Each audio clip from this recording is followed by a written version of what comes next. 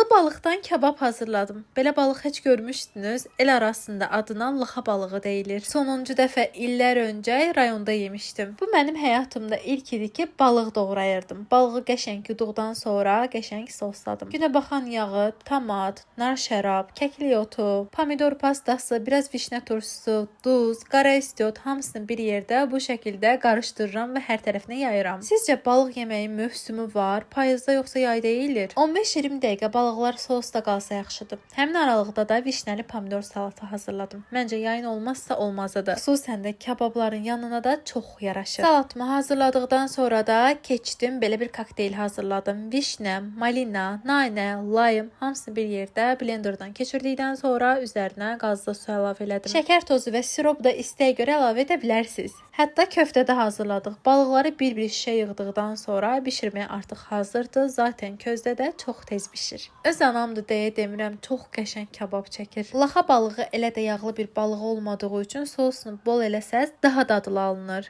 Kabab və köftələrimiz də artıq hazır idi. Süfrəni açdım, qonaqlarımız da gəlmişdi. Cəfəri, qırmızı soğan, sumağın üzərinə nar şərab və zoğal sosu əlavə elədiyinizdə çox daha ləzzətli alınır. Məncə yayda bağda sevdiklərimizlə yığışıb bir süfrədə əyləşmək başqa gözəldir.